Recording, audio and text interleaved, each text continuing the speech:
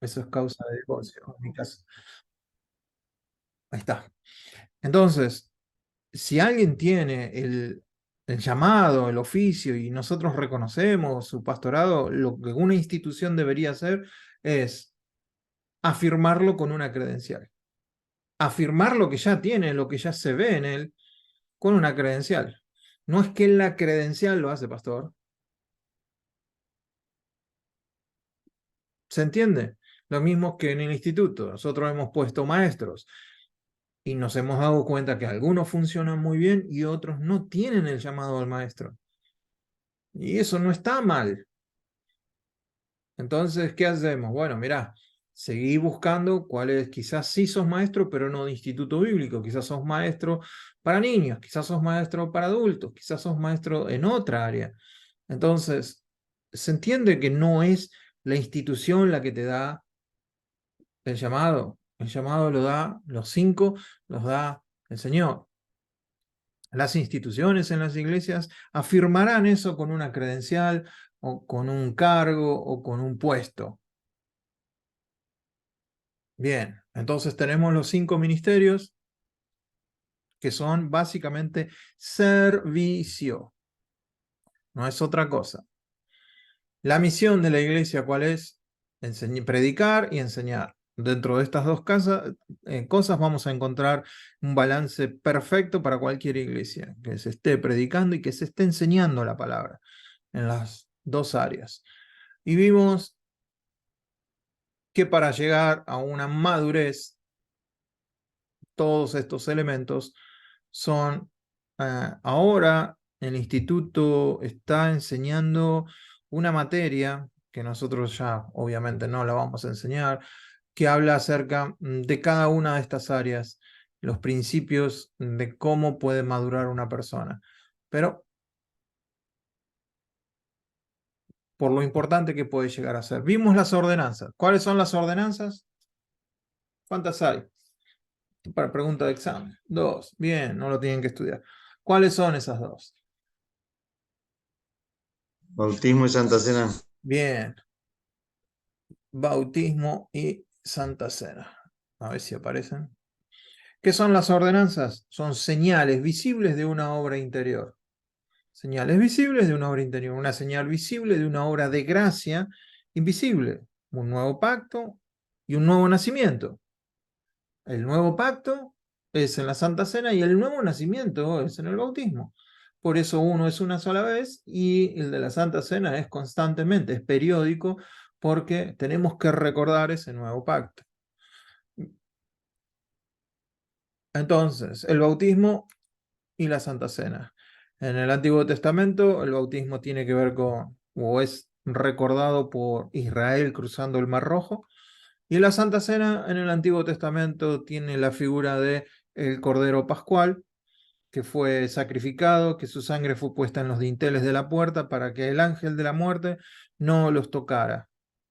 Y comieron el cordero. Completamente tenía que haber, no tenía que sobrar nada, no le tenían que dar las sobras a los perros, nada de eso. El cordero se tenía que comer completamente sin haberle quebrado ningún hueso y tenía que ir con ellos. Quiere decir que el pueblo salió con el cordero dentro de ellos. Es algo que nosotros tenemos ahora. Tenemos al cordero perfecto dentro de nosotros. Entonces la figura es Perdón, genial. Edu, Sí, ¿el bautismo por qué es asociado a cuando cruzan el Mar Rojo? porque Romanos dicen, ¿no sabéis vosotros que todos fueron bautizados en la nube? Todos fueron bautizados cuando cruzaron el Mar Rojo. Israel eh,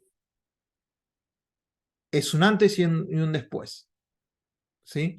Entonces después se formaliza eso. Ya había bautismos en otras religiones. Por ejemplo, el judaísmo hace bautismos. No era algo nuevo dentro del cristianismo el bautismo. Lo que pasa es que ahora se incorporó dentro del bautismo para mostrar una completa muerte, o sea, una señal visible de algo que ya pasó dentro tuyo. Morí y resucité, entonces, ¿cómo lo voy a demostrar? Bautizándome porque es un mandato del Señor. Vimos que hay que tratar de hacerlo lo más parecido posible a una inmersión en agua y se hace en el nombre del Padre, del Hijo y del Espíritu Santo. ¿Sí? La Santa Cena nos había quedado un poquito ahí media. Ahora vamos a encararla. Vimos lo del bautismo, inmersión, la historia. Ahí estaba el versículo, yo tanto tratando de acordarme, pero porque no quiero, hermanos, que ignoréis que nuestros padres todos estuvieron bajo la nube y todos pasaron el mar y todos en Moisés fueron bautizados en la nube y en el mar. Salieron de la esclavitud que era Egipto y ahora entraron en una nueva promesa, una nueva tierra. Es lo mismo que pasó con nosotros. Salimos de Egipto, o sea, del pecado, y estamos en Cristo. ¿Cómo lo manifestamos eso de manera visible? Bautizándonos. ¿Ignoráis que todos los que fuimos bautizados en Cristo Jesús fuimos bautizados en su muerte? Pues por el bautismo fuimos sepultados juntamente con Él en la muerte. Esto para mí es absolutamente cierto, no es una metáfora. Fuimos sepultados con Él en la muerte, para que así como Cristo resucita por entre los muertos, para la gloria del Padre, así también nosotros andemos en novedad de vida, porque así como, fíjense las comparaciones, así como, así también, así como hemos sido identificados con Él en la semejanza de su muerte, también lo seremos en la semejanza de su resurrección. Aunque pasó con Él, exactamente va a pasar con nosotros. Él se bautizó cuando no necesitaba bautizarse, pero para que quedara claro lo que teníamos que hacer. Y la segunda ordenanza es la Santa Cena. Imagínense que yo me quedo sin iglesia. Y mi iglesia local, no sé, vamos a poner algo bien trágico, se muere el pastor, se quema el local y a los hermanos se los llevan los extraterrestres. No tengo a dónde ir. Quedé solito y nadie que me acompañe. ¿Qué me recomendarían ustedes? ¿Qué tengo que buscar en una iglesia para que una iglesia sea una iglesia? Ya a esta altura, a la última clase de eclesiología, deben tener material para decirme, bueno, mira, Eduardo, tenés que buscar esto. Que tenga buenos baños, ¿no? No Que sé. crean la Trinidad, Padre, Hijo y Espíritu Santo, Mm, una de las cosas. una de las cosas. La doctrina que está fundamentada en la iglesia, puede ser. Mm, puede ser. ¿Qué más? Que tenga buen sonido, buenas butacas.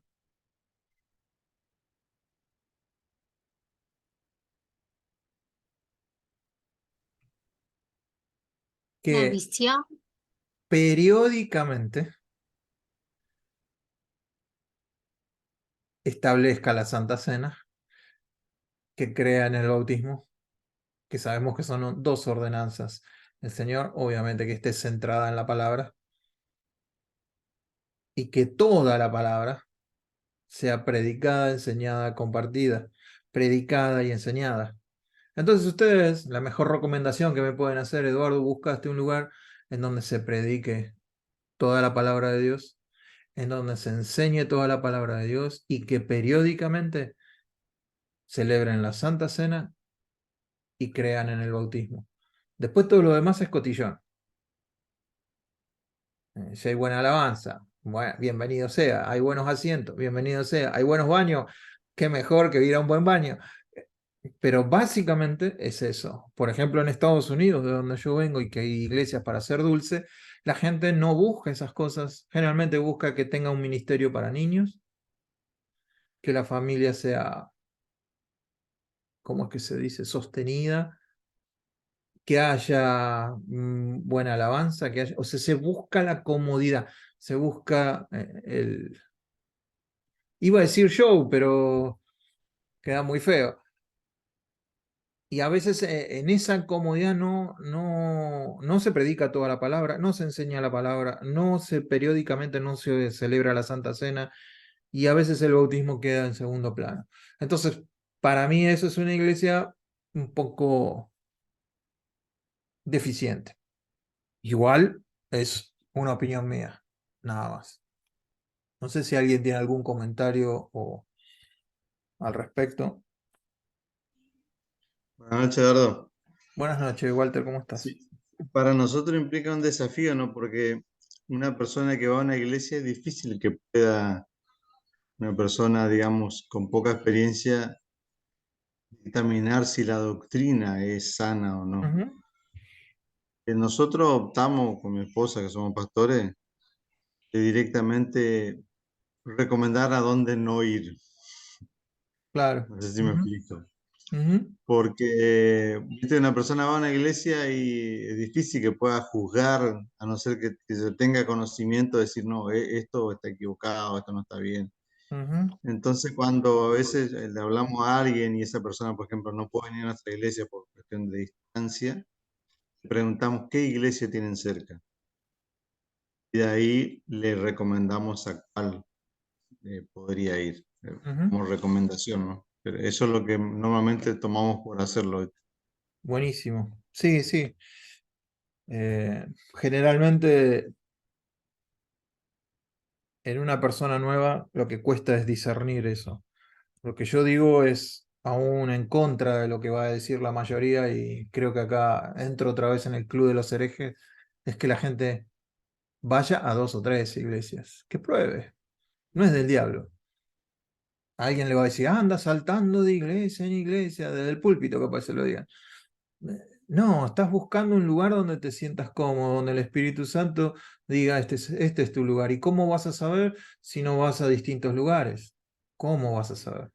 A no ser que tengas una relación con el Espíritu Santo que yo no tengo y el Espíritu Santo te diga, necesito que vayas a calle San Martín 2434, ahí es tu lugar. Bueno, ya sabe dónde tiene que ir. Pero si no es así, la persona tiene que ir. Y nosotros, los que somos líderes y pastores, no tenemos que condenar a la gente cuando esté en ese proceso, cuando esté en ese proceso de buscar. Me parece a mí, pero es otra vez, es una cuestión mía, nada más. Es una opinión, no es algo que... Y me la tendría que callar, para que voy a andar haciendo cosas que no tengo que andar diciendo. Vamos a hablar de lo que tiene que ser, de la Santa Cena. Más o menos eran así, estaban acostados sobre un brazo, una mesa, no había mesa, por más que en la novela de los brasileros aparezcan las mesas, no había mesas, por más que en las fotos estén todos sentados de un lado, no es esa la Santa Cena tiene mucho más parecido con lo que estamos viendo en pantalla. Después mutó un poco y en las iglesias primitivas, sobre todo con trasfondo romano, griego, vamos a ver que sí empiezan a aparecer unas mesitas, pero no es eso. La historia de la Santa Cena, como dijimos, la Pascua, tiene que ver con el Cordero, los títulos que se le dan, misa, lo vimos, Eucaristía, suena todo muy católico y como que te sale un salpullido cuando lo escuchás, pero no es del diablo, son palabras nada más. Las palabras no te van a llevar al infierno. ¿Sí? Y habiendo dado gracias, es lo que significa. Después, lo que nosotros más conocemos, es mucho más nuestro, es la comunión, que deriva del griego koinonía, de tener un compañerismo, una unidad, el poder compartir juntos, comunión, una unión común. Eso significa comunión, una unión común, comunicación, una icación común, no, un mensaje en común, comunicación, un mensaje en común, compartir, partir juntos. O sea, eso es comunión. O sea, ¿alguien puede tener comunión si no estuviera en Cristo? Depende, pueden tener comunión si son todos hinchas de River, si son todos hinchas de Boca, tienen algo en común que es un equipo de fútbol. Nosotros tenemos en común que tenemos el mismo Salvador.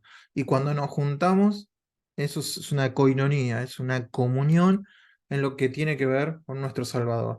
La copa que bendecimos, la copa de bendición que bendecimos, ¿no es la comunión de la sangre de Cristo? Pregunta Pablo. Sí, Pablo, es eso. El pan que partimos, ¿no es la comunión del cuerpo de Cristo? Sí, Pablo, es la comunión del cuerpo de Cristo. Siendo uno solo el pan, nosotros, con ser muchos, somos un cuerpo, pues todos participamos de aquel mismo pan. Tenemos una comunión, es algo que nos unifica el cuerpo de Cristo. Entonces, por eso lo llamamos comunión. También se lo conoce como el partimiento del pan. Allí el Señor con ellos le reconocieron al partir el pan. Interesante. La iglesia todos los días se juntaba para perseverar unánimes cada día en el templo y en las casas partían el pan y comían juntos. Fíjense las características de esta cena. ¿Cómo comían? Con alegría y sencillez de corazón. Para mí son los dos ingredientes esenciales en una santa cena o en una comunión. Alegría y sencillez de corazón. No es para poner cara de velorio. En algunos lados vas a celebrar la Santa Cena y como que cae así un manto negro y ponen la pasión, y contra más sangre haya y más culpa sientas, mejor. No se trata de eso, se trata de alegría, de recordar que Cristo está vivo, recordar que Él murió por nosotros y que salió absolutamente victorioso. Entonces dijimos, ¿qué es? ¿Una tradición, un hábito, un recordatorio o una costumbre? ¿Cómo lo deberíamos mencionar? Y ustedes, la mayoría, contestó bien. No es tradición, no es hábito, ojalá que no sea un hábito. Una de las cosas que es importante si ustedes están a cargo de un grupo, no generen que la Santa Cena se convierta en una costumbre, o se convierta en un hábito, o se convierta en una tradición. Entonces, empleen diferentes medios para que no ocurra eso, para que todavía cada vez que lo celebremos sea algo nuevo, sea algo alegre, sea algo en el que la gente no se ponga piloto automático y diga, bueno, ahora viene la canción triste, partimos el pan, oran por el vino, damos gracias, en nombre del Padre, Hijo y Espíritu Santo, amén. Ahora cantamos la alegre y se terminó, es como si fuera un rito, es como si fuera una... Cambiemos a veces, eso sí está en la medida, para que no nos pongamos el piloto automático, sino que nos pongamos a recordar, seamos inventivos, tengamos inteligencia en cómo hacerlo. ¿Qué recordamos con el pan? Porque yo recibí del Señor lo que también nos ha enseñado, que el Señor Jesús, la noche que fue entregado, tomó pan y habiendo dado gracias lo partió y dijo, tomad, comed, esto es mi cuerpo que por vosotros es partido. Haced esto en memoria de mí. Somos muy dados a olvidarnos cosas. Y cuando tenés 55 como yo, más. Entonces, en cuanto a lo que hizo el Señor, no hay que olvidarse, hay que recordarlo comunitariamente, en comunidad, para tener comunión los unos con los otros y recordar ese evento. Despreciado, ¿qué recordamos? Que Él fue despreciado y desechado entre los hombres, varón de dolores, experimentado en quebranto. Nosotros como que escondimos de Él el rostro y fue menospreciado y no le estimamos. Ciertamente llevó Él nuestras enfermedades, sufrió nuestros dolores, y nosotros le tuvimos por azotado, por herido de Dios y abatido. Mas Él, herido fue por nuestras rebeliones, molido por nuestros pecados, el castigo de nuestra paz fue sobre Él, y por su llaga fuimos nosotros curados. Eso recordamos. Al siervo sufriente, al Mesías que iba a venir y que nadie se pensaba que iba a sufrir, aunque tenían a Isaías 53, algo que los judíos no leen. Hay un video muy interesante, si lo buscan en YouTube, un creyente, no sé si está en español. Es un gran tema. Bueno, él va a Israel y se encuentra con judíos, cerca de la pared, judíos ortodoxos, judíos, y les puedo leer un pasaje, le dice él. Y ustedes me pueden decir de dónde, y le lee Isaías 53 sin decirle que es Isaías 53. 4 o 5 personas. Y las personas todas contestan lo mismo. Y cuando él le pregunta, ¿qué leí? No, usted está leyendo una Biblia evangélica. Se está leyendo el nuevo, lo que ellos creen que es el Nuevo Testamento. Está hablando del Mesías. ¡Epa! Y cuando les dices que es Isaías 53, la kipá salta, da una doble voltereta y se les cae otra vez acá de la sorpresa. Lo ven al Mesías, lo ven a Cristo, lo ven a Jesús. Pero bueno, llevó nuestras enfermedades, sufrió nuestros dolores, herido fue por nuestras rebeliones, pagó el precio de nuestra paz, sus heridas curaron las nuestras. Eso es lo que recordamos de todas las maneras que podamos, con canciones, con himnos, con predicaciones, con sermones ilustrados, de todo lo que podamos hacer para recordar y que eso siempre quede grabado en nuestras mentes. ¿Qué recordamos con el vino? Bueno, si tomás mucho vino no vas a recordar mucho, pero es poquito lo que hay que tomar. Asimismo tomó también de la copa después de haber cenado, diciendo, este es el nuevo pacto. ¿De qué pacto está hablando? No voy a entrar mucho en detalle de esto porque tenemos poco tiempo, pero ¿de qué pacto está hablando? ¿Un nuevo pacto? ¿El primer pacto cuál fue? El primer pacto fue un matrimonio entre Dios e Israel. Y este es un nuevo pacto entre Jesús y nosotros. Nos casamos con Él. Y cada vez que participamos, renovamos votos. No sé, los que estén casados, si alguna vez renovaron votos, yo renové voto como me cambié de zapatilla, renovamos votos con Marina. Hemos renovado votos. Bueno, cuando hacemos la Santa Cena, de alguna manera renovamos el voto. Recordamos que estamos casados. Te vuelvo a elegir, Jesús. Estoy casado con vos y no me arrepiento de esto. Entonces, si ustedes pueden ver, el nuevo pacto, el antiguo pacto, todo lo que pasó en el monte, en el Sinaí, es un casamiento judío entre Dios e Israel. Él les propone casamiento, ellos dicen que sí, Dios establece todo, hace el sacrificio de animales para... ¿Qué era un sacrificio de animales? Que me pase a mí lo que le está pasando a este animal si no cumplo mi parte del pacto. Eso es. Que le pase lo que le está pasando a este animal si yo no cumplo mi parte del pacto. Bueno, sabemos que Israel adulteró enseguida, pero nosotros tenemos un nuevo pacto y lo recordamos. Entonces hacemos memoria de ese nuevo pacto. Por tanto, Jesús es hecho un fiador de un mejor pacto, dice Hebreos 7:22. Y Hebreos 8 dice, pero ahora tanto mejor ministerio es el suyo, cuanto es mediador de un mejor pacto establecido sobre mejores promesas. Entonces, eso recordamos con el vino. ¿Quién puede y quién no debería participar? Esta es una gran discusión. Cuando os reunís en uno, fíjense, si no me van a dar bolilla en toda la clase, por lo menos deme bolilla en este pasaje. Porque cuando os reunís en uno, no está hablando de un matrimonio, está hablando de la iglesia. Cuando os reunís en uno, eso no es para comer la cena del Señor. Pues cada cual se adelanta a comer su propia cena y mientras uno tiene hambre, otro se haya embriagado. ¿Acaso no tenéis casa donde comer y beber? Fíjense esta pregunta que dice, ¿o menospreciáis la iglesia de Dios y avergonzáis a los que no tienen? ¿Qué os diré? ¿Os alabaré? En esto no os alabo. ¿Qué está diciendo?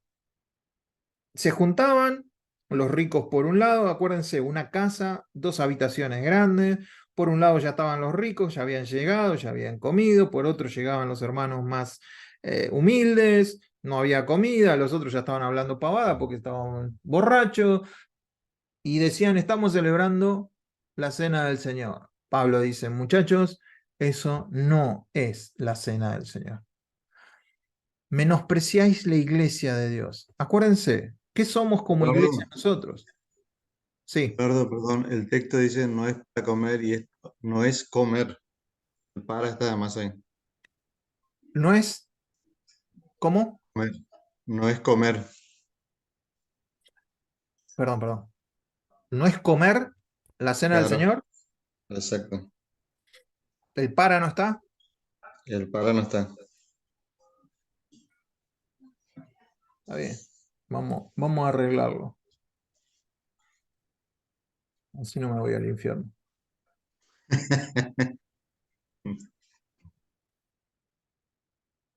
No es comer la cena del Señor. Ahí está. Gracias por el dato. No es comer la cena del Señor. Pero acordémonos, ¿la iglesia qué es? Como figura, un cuerpo, ¿no? Ahora fíjense lo que dice más adelante. De modo que cualquiera que coma este pan y beba esta copa del Señor de manera indigna será culpable del cuerpo y de la sangre del Señor. Por tanto, examínese cada uno a sí mismo y coma así del pan y de la copa, porque el que come y bebe, no discerniendo el cuerpo, juicio y come y bebe para sí. Entonces, acá puede haber dos. No está, Pablo los está retando porque no entienden lo que es iglesia y están haciendo cualquiera. Entonces hay una forma de entender esto. Ustedes no entienden lo que es reunirse como iglesia, no entienden el cuerpo. Generalmente se toma que no disciernen el cuerpo al pan y al vino.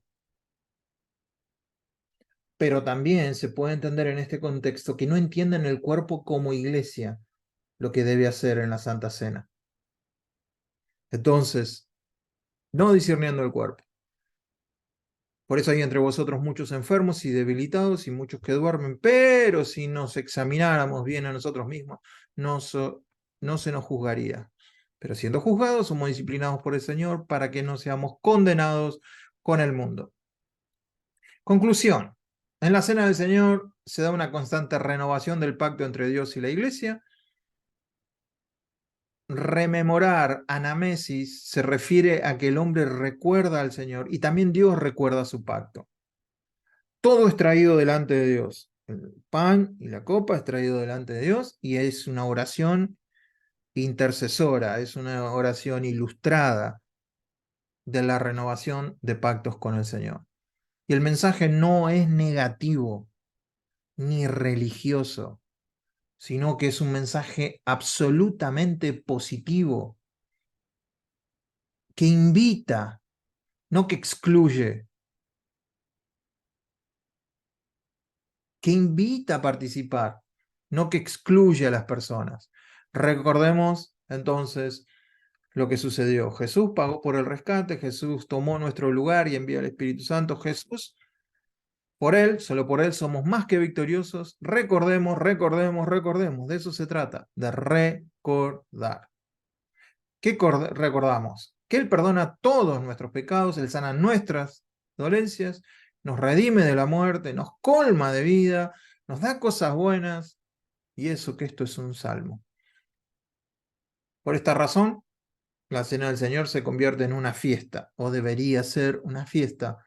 Celebramos su victoria, su triunfo, su regreso. Lo alabamos, lo adoramos por lo que Él es, no por lo que nos va a dar, por lo que Él ya nos dio, por la gracia de lo que nos ha provisto en todo lo que vivimos nosotros en soteriología. Damos gracias por eso. Una cosa, un dato, recordemos que no tomamos la comunión. No tomamos la comunión.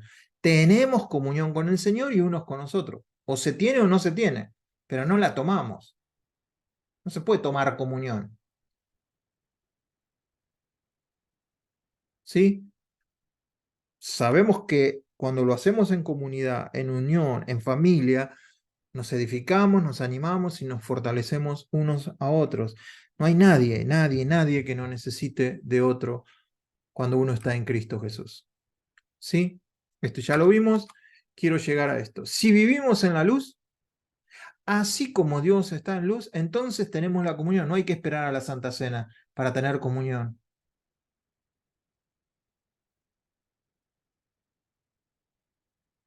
¿Estamos? Así como Él está en luz, y nosotros estamos en luz con Él, y la luz es Cristo Jesús, tenemos comunión los unos con nosotros, y la sangre de Cristo nos limpia de todo pecado. ¿De cuántos pecados? Todos los pecados.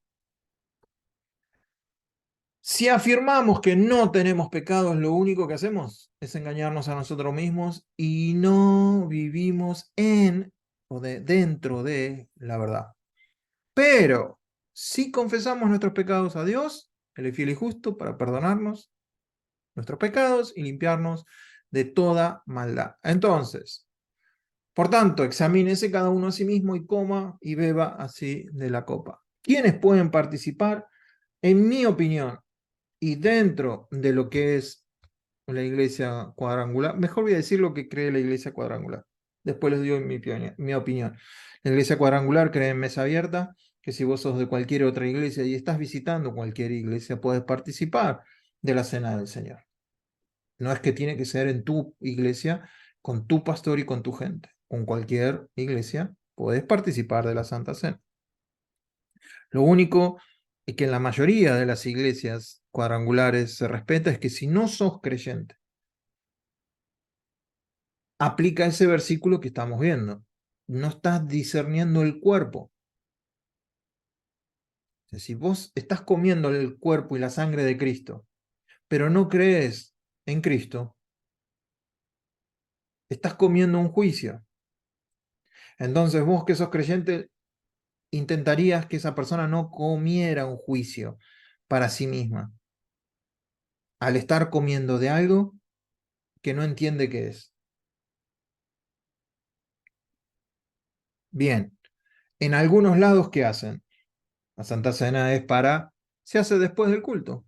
Algunos terminan, bueno, gracias, se queda la iglesia, nuestros amigos que nos visitan, los invitamos el domingo que viene, si quieren venir, pues va, los que tienen a Cristo Jesús, les pedimos que se queden un ratito más, y ahí celebran la Santa Cena. Es una forma.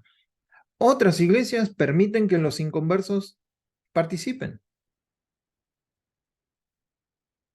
No, no sé cuáles son las razones, pero permiten que participen. El problema en otras iglesias son los niños. ¿Qué hacemos con los niños? Hagamos como Lelutier dice. Lelutier dice que a los niños tienen que tener un lugar para ellos, que sea bastante seguro, bastante cómodo, y lo más lejos de la ciudad posible. Es un chiste. ¿Qué hacemos con los niños? Mi pastor, en una iglesia de 1200 personas, siempre aclaraba que la responsabilidad de los niños no es de él, sino de los padres. Los padres tienen que enseñarle a los hijos qué está pasando ahí, qué se está haciendo ahí. Porque venían chicos que no se querían tomar todo el jugo, el otro agarraba y le tiraba con el pan al otro. No entienden. Entonces, uno no puede decir no participen, pero es responsabilidad de los padres. Y después, no sé, yo no encuentro ninguna restricción más. Solamente que el inconverso, por ese pasaje nada más. Algunos que entienden que ese pasaje no está hablando del pan y de la copa, sino que está hablando de la iglesia, que no están entendiendo eso, entonces sí permiten que el inconverso participe y quizás el Señor los convicte. Les mostré el abanico. Ahora los escucho a ustedes, si tienen preguntas o comentarios en cuanto a esto.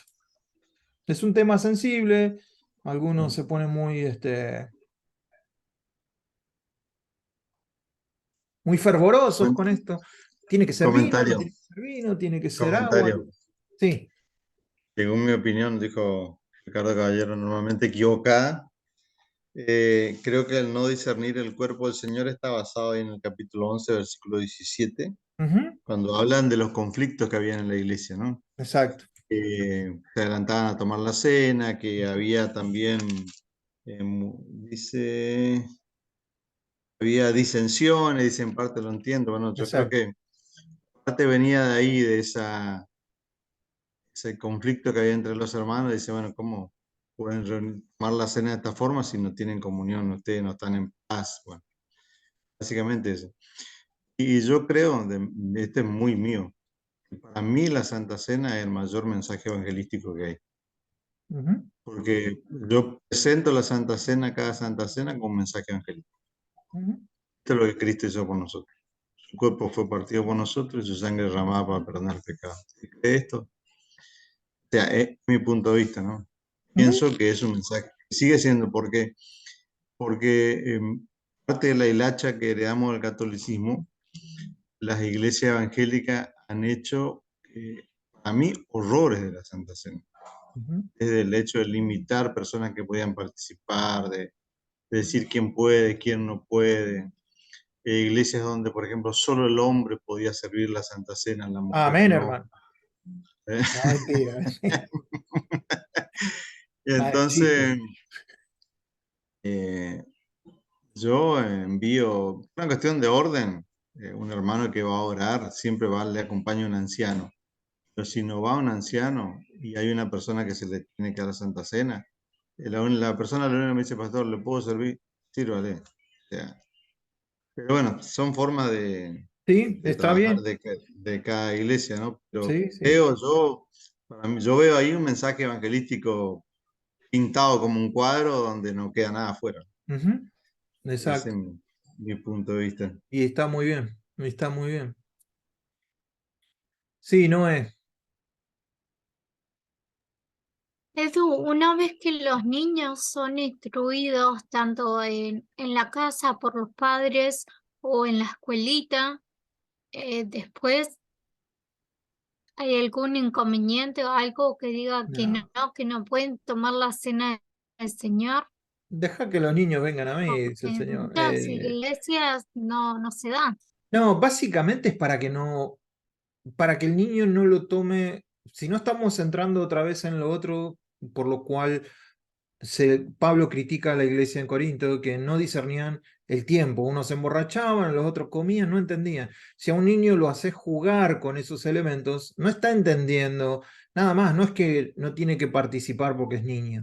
Lo que se le pide al padre es que lo instruya en qué está pasando, que en realidad es lo que tiene que hacer el padre, no el pastor, no, porque a veces los padres lo que hacen es traerlo a la iglesia y dice si el pastor dice que no, no, si el pastor dice que sí, sí, vos sos el papá, ¿qué me venía a tirar el saco roto acá?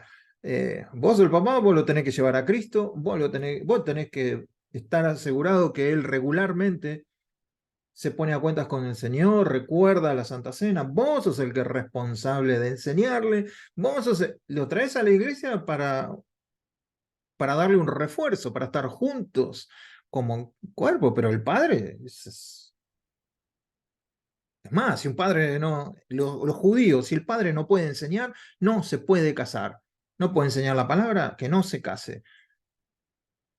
Así que mirá si pusiéramos esa condición acá. No te puedes casar si no puedes enseñar la palabra, ¿sabes cómo estudiarían? Si no puedes enseñar la palabra, te vas a morir virgen. Se me llena Bien al instituto. se me llena el instituto. Voy a tener que dar turnos. Pero eso es lo que creo, ¿no? Es que lo que decía un poco Walter, que haya orden.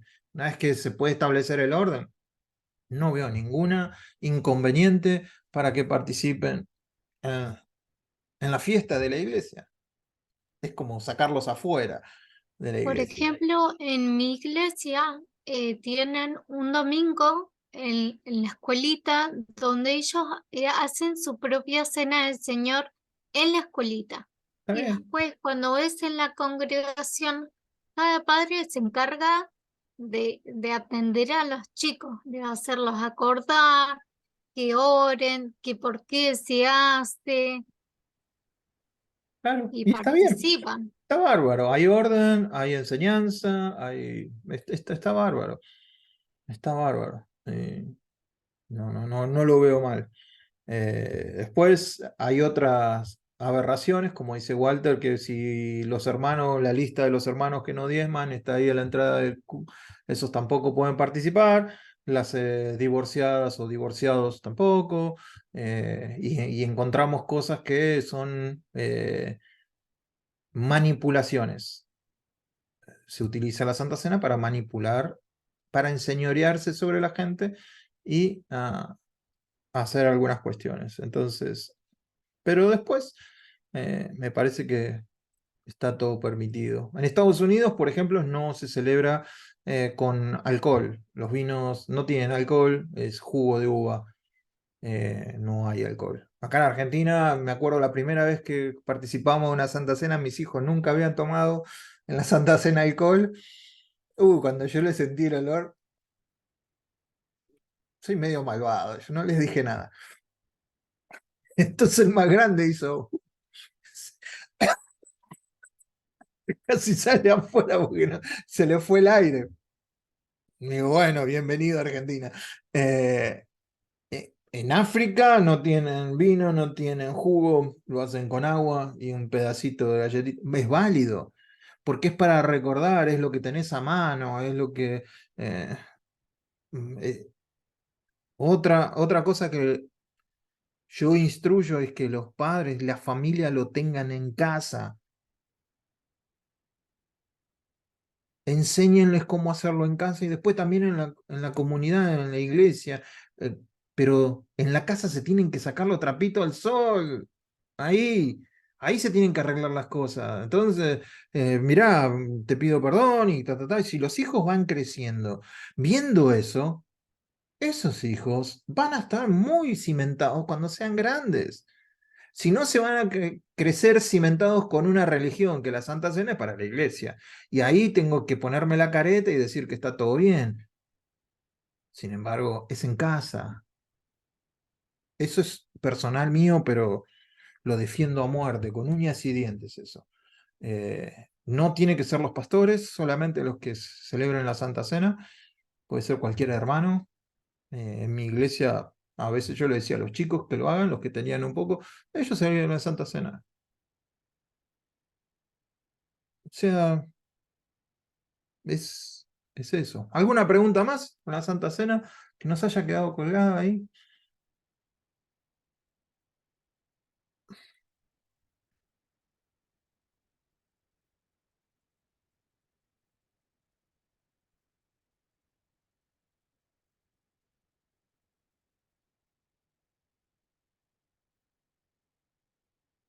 Bueno, vamos a entrar en los dos últimos temas que tenemos, que son discipulado y reino de Dios. Que Dios me ayude para que pueda meter eso en una hora.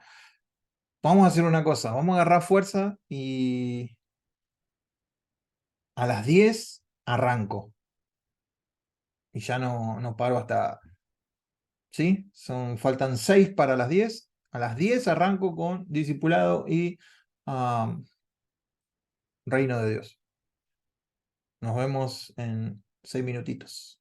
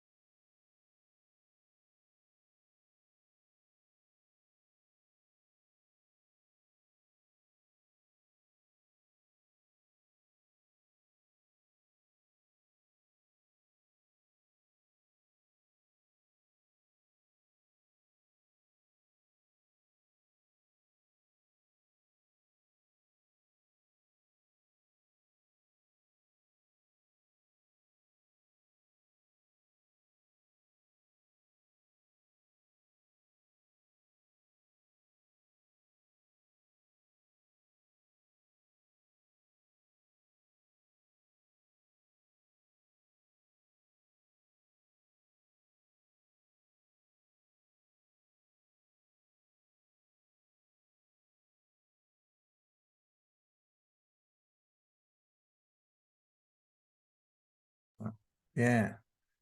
Es bárbaro. Arrancar sin el micrófono prendido es bárbaro.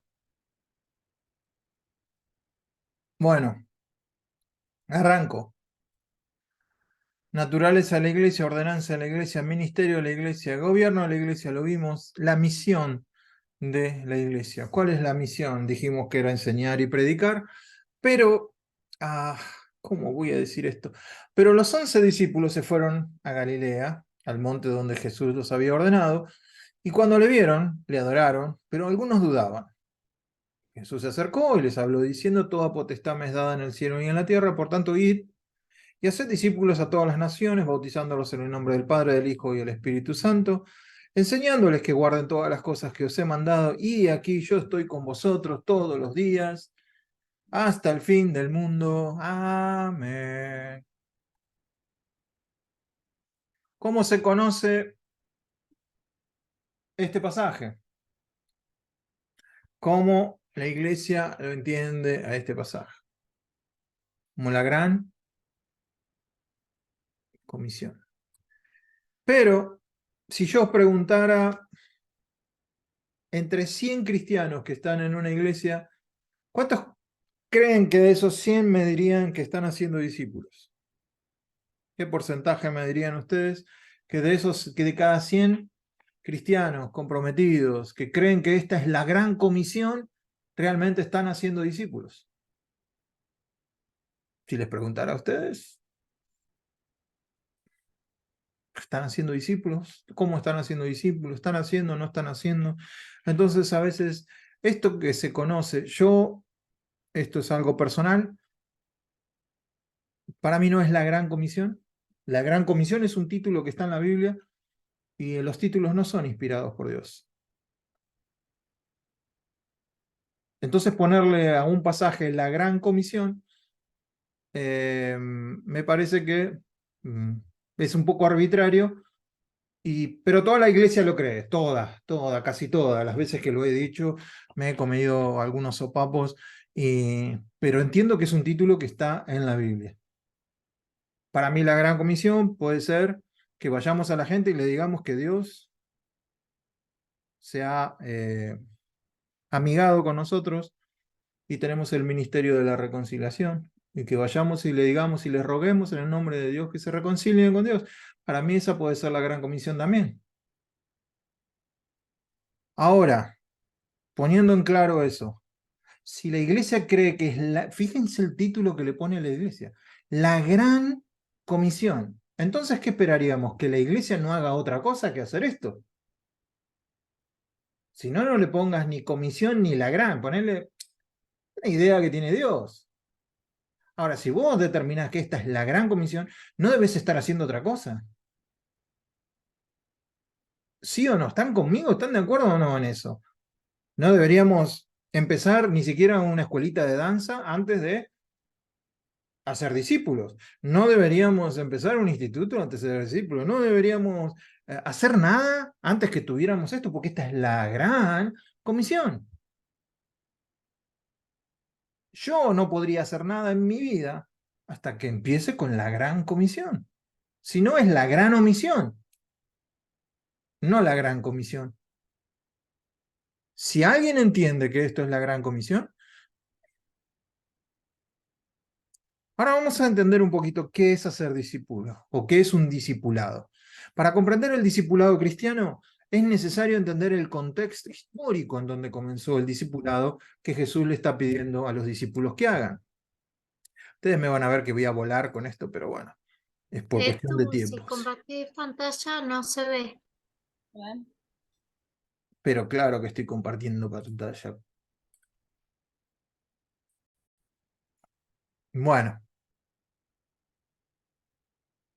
Esta era la gran comisión. Come la C, es la gran omisión.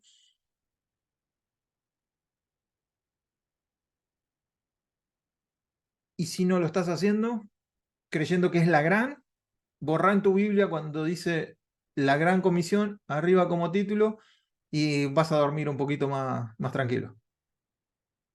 Pero si no, todos tenemos culpa de no estar haciendo esto. Estoy segurísimo, pero segurísimo estoy. Lo que hacemos nosotros como cristianos es hacer cultos. Lo que hacemos nosotros como cristianos es hacer convertidos. Pero no muchos hacen discípulos a la manera que vamos a ver ahora. Entonces, vamos a ver el contexto histórico como comenzó. Jesús se volvió y al ver que lo seguían, les preguntó, ¿qué buscan? Miren qué forma de hacer evangelismo. ¿Qué andan buscando ustedes? Maestro, ¿dónde te hospedas? ¿Y Jesús qué le dice? Vengan a ver. Ellos fueron pues y vieron dónde se hospedaba y en aquel mismo día se quedaron con él. Eso es un discipulado al estilo del que está pidiendo Jesús. Se quedaron con él. El mundo occidental, o sea, nosotros, nos es difícil llegar a entender el proceso del discipulado, pues nuestro sistema de instrucción es especialmente el aula, el pizarrón y los libros. A veces inclusive en nuestras iglesias tenemos una clase que se llama discipulado y a eso lo llamamos discipulado. Tenemos un curso que empieza y termina discipulado 1, 2 y 3. Y cuando termina el 1 le damos un diplomita, cuando termina el 2 le damos otro, y cuando termina el 3 le damos el tercero. Eso no es discipulado a la manera de Jesús. Más que un momento, el discipulado es un proceso de vida. Proceso de vida. Vamos a comparar lo que es el discipulado occidental con el que nos está pidiendo Jesús. El occidental dice, siéntense. Lo que están haciendo ustedes ahora, ¿están sentados escuchándome? No. Jesús dice, caminemos. Salgamos a caminar. ¿Ven el trigo? ¿Ven las montañas? ¿Ven el cielo? Bueno, y les explicaba mientras caminaban las verdades de Dios. En el mundo occidental es un momento, ¿sí? A las 11 nos vamos, todos a dormir. En el mundo oriental era relación. No se termina esto a un horario. Hay una relación de vida. En el occidente alguien se gradúa de discipulado, pero en el oriente nos damos cuenta que es un discípulo porque alcanzó madurez.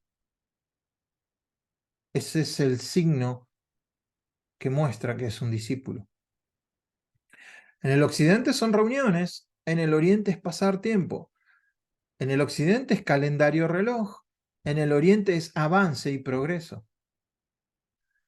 En el occidente son libros, en el oriente es experiencia.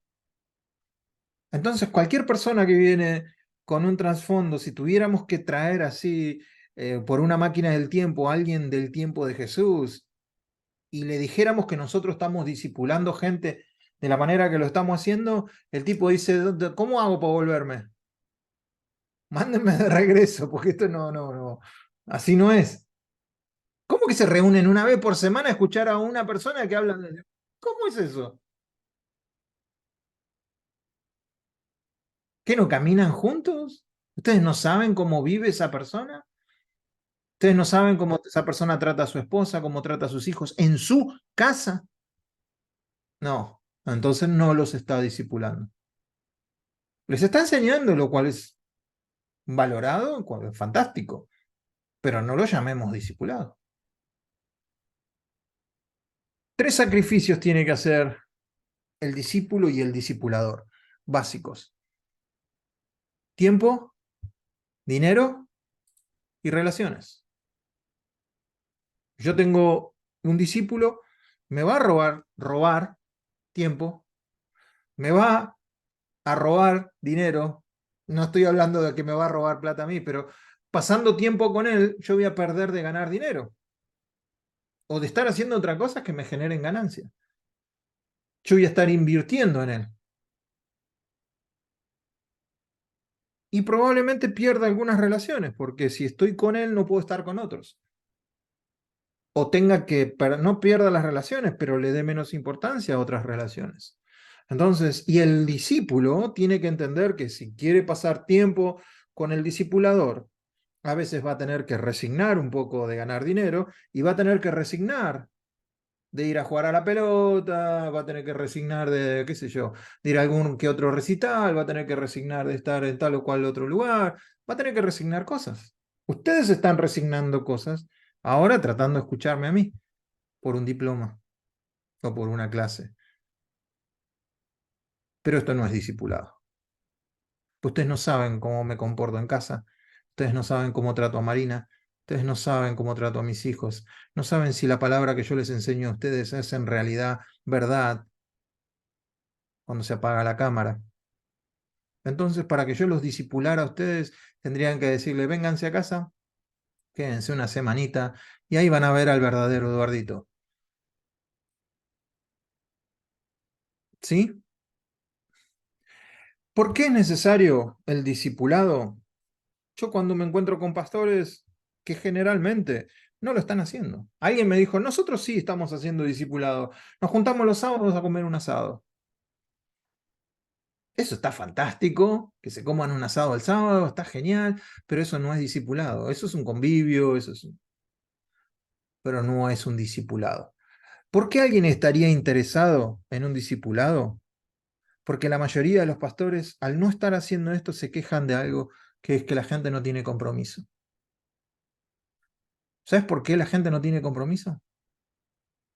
Porque vos no te comprometes con la gente. Vos querés que vayan los domingos a escucharte, o los días que sean, que vos predicás, y durante la semana vos no sabés de ellos. No te comprometes con ellos, cómo están ellos, cómo está su matrimonio, cómo está su familia. ¿Están mirando pornografía? ¿Cómo les va en el trabajo? ¿Tienen dinero? Ir al hueso. Relación. Entonces, hay creyentes, seguidores y discípulos. 3 grupos. Creyentes son intelectuales, los seguidores son emocionales y los discípulos son relacionales. ¿Quiénes son los creyentes? Cualquiera puede ser un creyente. El mundo está lleno de creyentes. Los demonios son creyentes. Creen en Dios. Tienen mejor teología que nosotros. Son creyentes. Los seguidores son atraídos por las manifestaciones de poder sobrenatural y de autoridad. Quieren cargos, quieren ver que se mueva, quieren se le enchine la piel, se le ponga la piel de gallina. Su interés es emocional. Ver, sentir, presenciar. Ese es el seguidor. El discípulo es un seguidor disciplinado e intencional. No solo cree en el maestro o se emociona, sino que vive junto a él y cumple su voluntad. Estoy hablando del maestro, hablando de Jesús. Nosotros hacemos discípulos no nuestros. Uno de los problemas que tuvimos hace un tiempo con el instituto, bueno, creo que lo tuvimos bastante tiempo, es que los pastores pensaban que nosotros les estábamos preparando gente a ellos. Y algunos me decían, pero la gente que va al instituto después va y abre otra iglesia y me dejan acá solo. Esa es la idea, le digo, yo no preparo discípulos para ustedes, yo preparo discípulos del Señor y el Señor los va a mandar donde ellos quieran. Por ende, cada vez venía menos gente de ese lugar porque no los querían preparar de esa manera porque lo que querían eran obreros, no discípulos de Cristo. Entonces, fíjense, ¿qué desea cada uno de esto? El creyente desea satisfacer sus dudas, el seguidor desea alimentar sus sentidos y el discípulo desea ser como su maestro, como Jesús. ¿Qué tipo de gente querés en tu iglesia? ¿Qué grupo de gente querés? ¿Creyentes, seguidores o discípulos?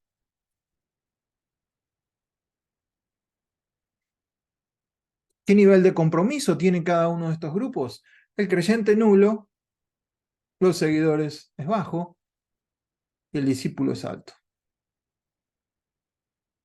¿Querés compromiso? Hay que hacer discípulos. ¿Cómo se hacen discípulos? Dedicándoles tiempo.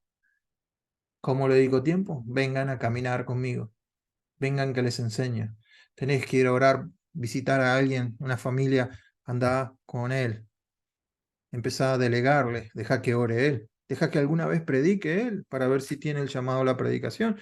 Deja que enseñe si es que tiene algo de enseñanza de Dios y los vayas encaminando y los vayas mostrando. Y cuando Dios les abra puerta, ayúdalo a que pueda atravesar esa puerta, abrir una iglesia, abrir un ministerio, tener algo y ya después soltarlo.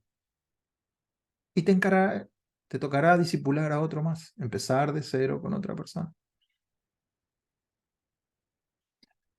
Esto lo tuvieron en la tarea, lo voy a explicar un poquito.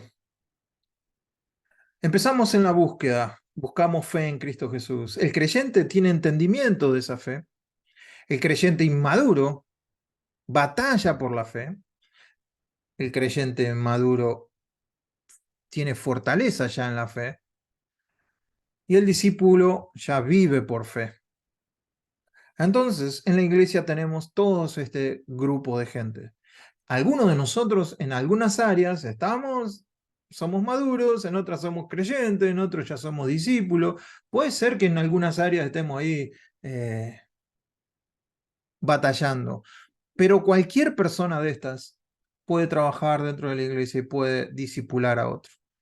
¿Sí? El creyente puede estar discipulando al que está en la búsqueda porque ya pasó por ahí.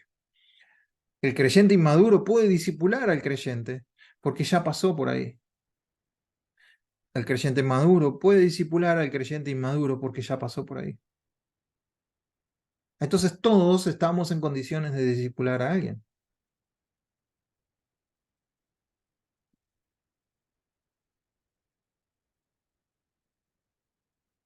Y cada uno puede equipar a otro. Entonces, el discipulado será eficaz si se presentan estas tres combinaciones. El formal, un discipulado formal, un aula, lo que estamos haciendo ahora nosotros. El discipulado no formal, ir a conferencias, el culto de los domingos, seminarios, convenciones, no formal. Y este es donde la iglesia está batallando, donde ha dejado de hacer el informal, la formación de vida cotidiana de la persona, donde la persona me conozca a mí como su discipulador, pero que me conozca en serio, que sepa dónde me apretan los zapatos, que sepa que estoy batallando con algunas cosas, que me conozca y yo conocerlo a él y poder llevarlo a Cristo y a que camine con Cristo de una manera informal. ¿Sí? La receta del falso maestro es: haz lo que te digo, pero no lo que hago. Jesús le decía a los fariseos y a los discípulos: todo lo que ellos digan, háganlo, pero no hagan lo que ellos hacen porque están en cualquiera. Y esa es la receta del falso maestro. Entonces, la misión, si crees que la misión es la gran comisión, debería tener un porcentaje en tu vida muy preponderante y debería ser en estos términos más o menos. ¿Alguna pregunta en cuanto al discipulado o esto que hemos visto?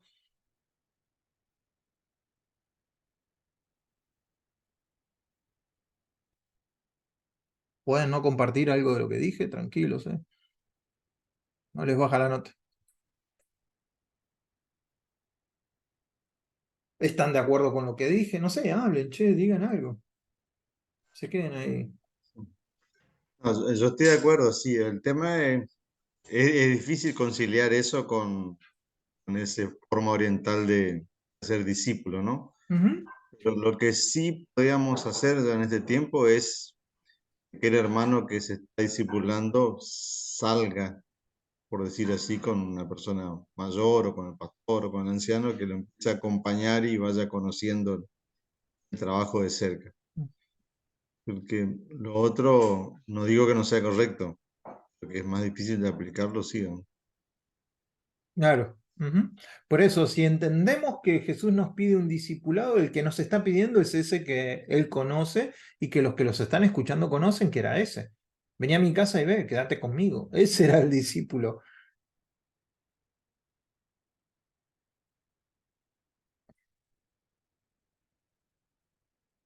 ¿Algo más? No sé, Pablo lo lleva a Timoteo en sus viajes, a Tito, Lucas. No es que les da clases arriba del barco o en Antioquía y después se va a hacer carpas. No, vive con él. y los va dejando para que hagan cosas y los corrige y les da oportunidades y otra vez vuelve. Y si entendemos eso, pero occidentalmente no quiere decir que estamos bien con lo que estamos haciendo.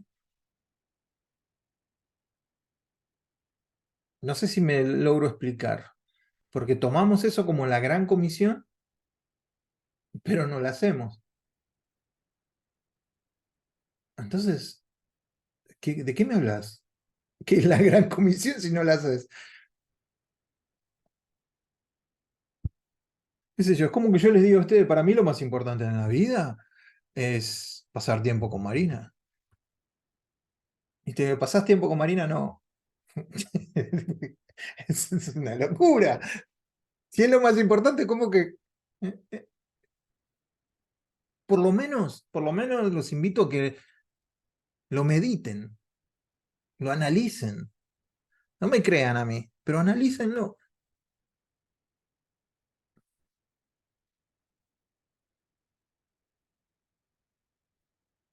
Bueno, las otras preguntas las contestaré en otro momento.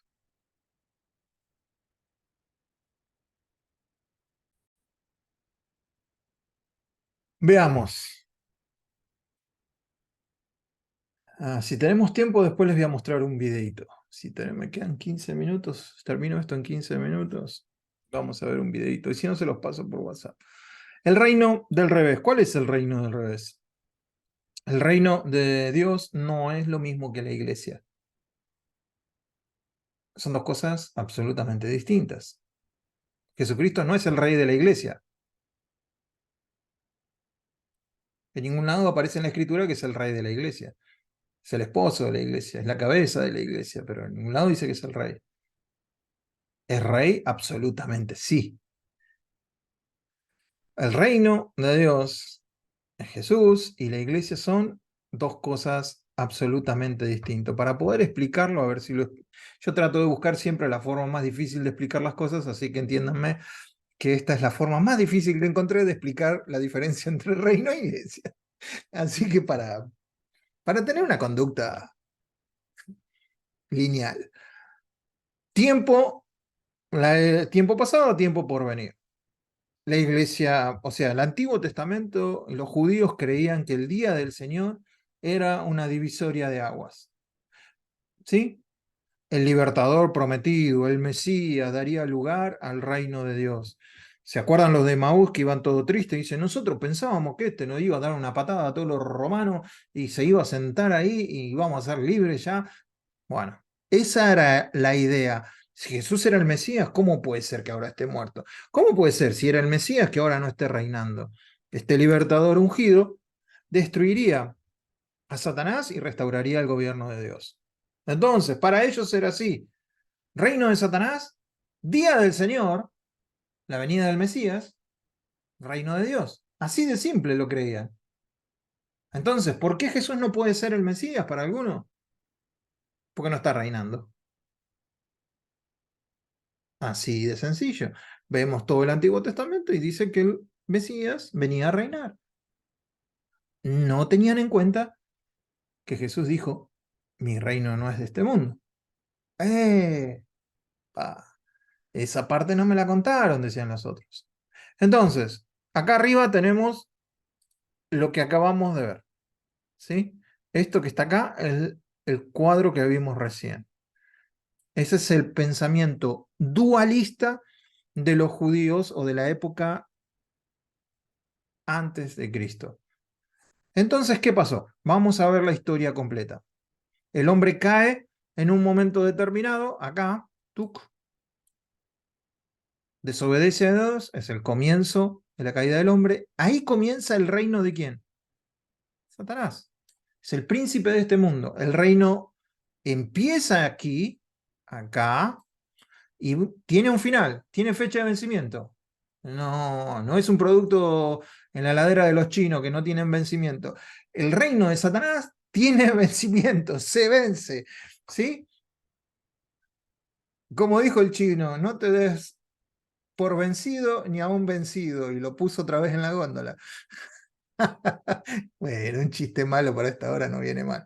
Príncipe, de este mundo, príncipe de este mundo, gobernante, soberano. A mí me gusta de hacer la diferencia, por lo menos las veces que no trato de decir este mundo, porque la gente piensa, hay que salir del mundo, no, no te vayas al mundo. Ah, no, no son cosas del mundo. Y no, no tengo nada de Marte o de Júpiter. Son cosas de este mundo, sí. Tengo de este mundo. Ahora, hay una gran diferencia entre el mundo y el sistema del mundo. El sistema del mundo es otra cosa. Entonces, no améis al mundo ni las cosas que están en el mundo. Bueno, qué sé yo. ¿Cuántos aman una buena comida? No, hermano, no ame la comida milanesa con papa frita porque son de este mundo. No puede, usted no puede amar las papas fritas. No, no. Ni las milanesas. Ni una buena. Uy, estamos al horno con papa. Si alguno ama al mundo, el amor del Padre no está en él. Peor todavía. Porque todo lo que hay en el mundo, los deseos de la carne, los deseos de los ojos, la vanagloria de la vida, no proviene del Padre, sino del mundo. Y el mundo pasa y sus deseos. Pero el que hace la voluntad de Dios permanece para siempre. No, acá yo me hago mormón después de esto. No llego, es una medida muy alta. Sin embargo, si nosotros vemos amar es ágape, es un amor incondicional. Es el amor de Dios. Y el mundo es el sistema del mundo. ¿Me dejan leerlo otra vez? A ver si les hace sentido. No amen incondicionalmente el sistema del mundo ni las cosas que están en el sistema del mundo.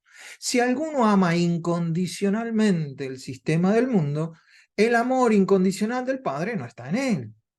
Porque ya estoy condicionando mi amor. Porque todo lo que hay en el sistema del mundo, los deseos de la carne, los deseos de los ojos, la vanagloria de la vida, no provienen del Padre, sino del sistema del mundo. El sistema del mundo pasa y sus deseos, pero el que hace la voluntad de Dios permanece para siempre. Se me aclaró. Creo que ahí, con la ayuda de Dios, puedo. Le entro a esto. Con un esfuercito, puedo hacer que yo no esté enamorado incondicionalmente de las cosas de este mundo. Así que entren en las milanesas con papas fritas que no se van a ir al infierno, aunque estén en este mundo. ¿Qué son los deseos del mundo? El materialismo, el consumismo, lo quiero ya, lo quiero ahora. La carne, el hambre, el sexo fuera de los límites donde Dios lo estableció, la diversión, la pertenencia, el amor, fuera de los límites donde Dios dice acá podés jugar. La vanagloria, la ambición de poder, la vanagloria de conocer más que, conocer... Entonces, eso es a lo que se está refiriendo. Satanás puso duda en Adán y Eva. Dijo, con que Dios ha dicho que no coman de esto, comer. ¿Está bien comer? ¿Estaba bien para ellos comer? ¿Sí o no? Pero no, les despertó el bichito que tenía que comer, que no, estaba fuera de la cancha. Eso no. No quieren que coma de eso porque ustedes van a ser más inteligentes que él. Van a ser como Dios. Entonces, la imagen que les presentó Satanás como príncipe de este mundo no ha cambiado su estrategia. Él te muestra una imagen en donde te muestra que Dios no te deja hacer eso porque no quiere que te diviertas. Dios no quiere que hagas eso porque es un aburrido. Sin embargo, no te cuenta lo que pasa después que haces eso. Entonces, ¿cómo combatimos todo esto? ¿Cómo lo hizo el que no cayó en la trampa? Se bautiza, una voz del cielo dice, este es mi hijo amado en el que tengo complacencia. Acto seguido, el Espíritu Santo lo lleva al desierto, y en el desierto Satanás le dice, es hambre, ¿no? 40 días sin comer. y hambre, se escuchaban los ruidos de las tripas. Y sí, ¿por qué no le decís a esas piedras que se conviertan en pan? Atajo, otra vez, una imagen de algo. Dice, no, si Dios quisiera que comiera, él ya me hubiera dicho. Así que no voy a entrar en esa. La distorsión de la palabra de Dios. Los ángeles, te puedes tirar, hacer algo. Los ángeles te van a cargar, el Salmo 91. Jesús le dice, no, tampoco voy a caer en esa. No voy a tentar a Dios con nada de lo que voy a hacer. Y lo llevo al pináculo del templo para alcanzar gloria y todo. Todo esto te daré si postrado me adorares. Poder, gloria. Mirá, vas a entrar en Gran Hermano. Vas a ser conocido. eh, Vas a tener fama. Vas a entrar en los canales de televisión. Pero me tenés que adorar a mí. Y él dice, no, solo a Dios adorarás. A él servirás. Y les muestra los 3 escritos que están en Deuteronomio. Entonces, otra vez, el reino y el sistema del mundo. El reino de Dios está en contra del sistema del mundo, no del mundo. Disfruta de un buen amanecer, disfruta de un buen anochecer, disfruta de la naturaleza, de la montaña, de los ríos. Ese es el mundo. Ahora, fíjense lo que dice Watchman Nee. Detrás de todo lo sabroso encontramos algo intuitivo, encontramos un sistema planificado, Y en este sistema hay un funcionamiento armonioso y un orden perfecto. Existe, entonces, un sistema ordenado. El mundo está gobernado desde atrás de la escena por un gobernante que es Satanás. El sistema del mundo. Bruce dice, por un lado el mundo es el mundo de Dios, creado por Dios y amado por Dios, actualmente alejado de Dios, es cierto, pero está destinado a ser redimido, reconciliado con Dios. Por otro lado, el mundo está dominado por un espíritu totalmente opuesto a Dios, organizado de tal manera que excluye a Dios, atraído hacia las metas indignas de estatus material e interés propio, muy diferente a las metas hacia las que conduce el camino cristiano, o el camino con Jesús. John Howard dice, el mundo de la política, el mundo de la economía, el mundo del cine, teatro, el mundo de los deportes y muchos otros, cada uno es una mezcla demoníaca de orden y revuelta. Es un orden creativo en estado de rebeldía. Entonces, tenemos el sistema del mundo gobernado por el innombrable. ¿Qué pasó? Vino Cristo Jesús, murió, resucitó, y en Cristo comenzó la eclesía, la iglesia, los llamados. ¿Y qué hay dentro de eso? Él dijo, el reino está a su alcance, o el reino está dentro de ustedes. El reino de Dios es presente y futuro. El reino de Dios es ahora y todavía no. ¿Cuál fue el problema? El gran problema que hubo. Bueno, primero te quiero anunciar que vos estás ahí, para que no andes perdido. Usted está por ahí, por ahí. No sabemos todavía el final de la historia, pero ustedes están ahí. ¿Sí? Entonces, el problema que hubo fue que las dos eras se superpusieron y vino el reino de Dios y se superpuso a la otra. Entonces existe el reino de Dios y todavía existe el orden cronológico. Eso es lo que les rompe la cabeza a los pobres judíos. El reino de Dios ha llegado con la llegada del rey en este lugar. Entonces, el reino de Dios está en medio nuestro. La iglesia no es el reino de Dios. La iglesia no es el reino de Dios.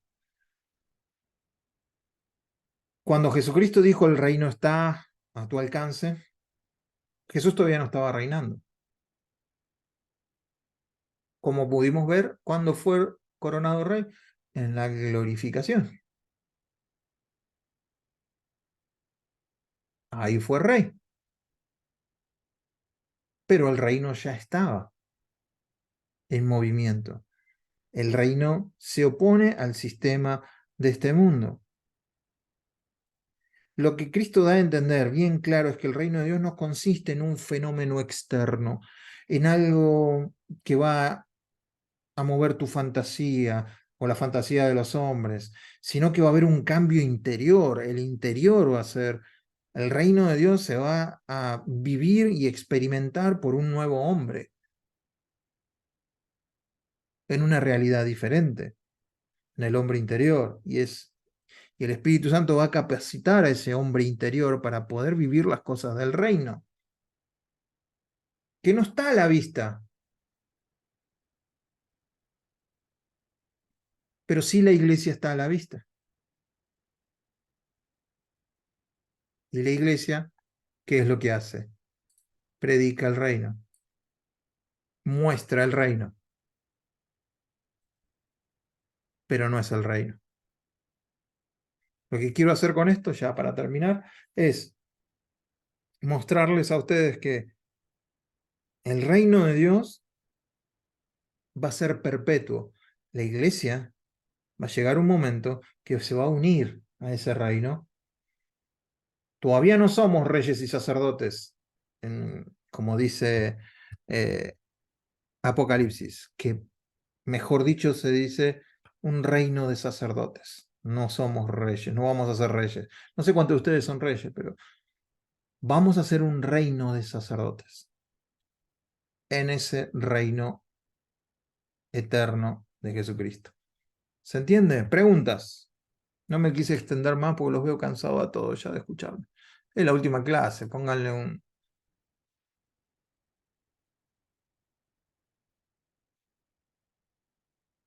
Preguntas, comentarios, algo que tengan que no haya quedado claro.